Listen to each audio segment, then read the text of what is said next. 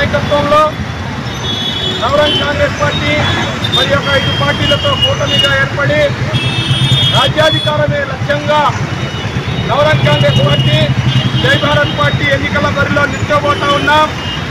మరి రాష్ట్ర వ్యాప్తంగా 175 అసెంబ్లీ స్థానాలు, 25 పార్లమెంటు స్థానాలకు కూడా జేడీ లక్ష్మీనారాయణ గారి నాయకత్వంలో అభ్యర్థులను ప్రకటించబోతా ఉన్నాం. నా నవరంగ్ కాంగ్రెస్ పార్టీ జాతీయ పార్టీ కర్ణాటక నుంచి కాశ్మీర్ నుండి కన్యాకుమారి వరకు ఈ నవరంగ్ కాంగ్రెస్ పార్టీ ఆవిర్భవించింది. అదేవిధంగా కర్ణాటకలో జనసేన గుర్తు, ఆంధ్రప్రదేశ్, తెలంగాణ, మహారాష్ట్ర, జమ్మూ అండ్ కాశ్మీర్, సిక్కిం, అరుణాచల్ ప్రదేశ్ దేశవ్యాప్తంగా నవరంగ్ కాంగ్రెస్ పార్టీ గుర్తులో ఉంటూ జేడీ లక్ష్మీనారాయణ గారు మంచి వ్యక్తి, సిబిఐ ఆఫీసరు, సమాజానికి సేవ చేయాల్సిన వ్యక్తి అనే ఆలోచనతో ఆ పార్టీతో కూటమి పెట్టుకోవడం జరిగింది. ఎస్సీ ఎస్టీలకు, బీసీలకు జగన్మోహన్ రెడ్డి ఎన్నికల ముందు అనేక వాగ్దానాలు చేసి ఉన్న అమరావతి రాజధానిని నిర్వీర్యం చేసి 3 రాజధానులను ప్రకటించి ఉత్తరాంధ్ర, కోస్తాంధ్ర, రాయలసీమ ప్రాంతాల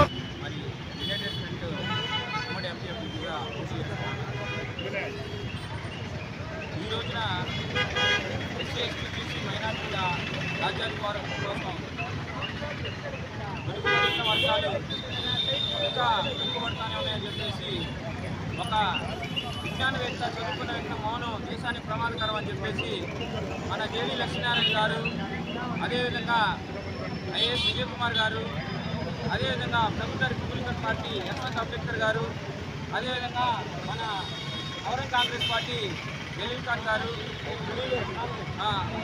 మరి నీతి నిజాయితీ పార్టీ మరి కేఎస్ భాగ్యరావు గారు, ఐఆర్ఎస్ గారు వీళ్ళందరూ కలిసి ఒక యునైటెడ్ ఫ్రంట్గా ఏర్పడి మరి గత ప్రభుత్వాలు దాచుకోవడం దోచుకోవడం తప్పితే ప్రజలకు చేసింది ఏమీ లేదు అని చెప్పేసి మరి ఒక గలవెత్తి ఈ రోజున మీ ముందుకు వస్తూ ఉన్నారు.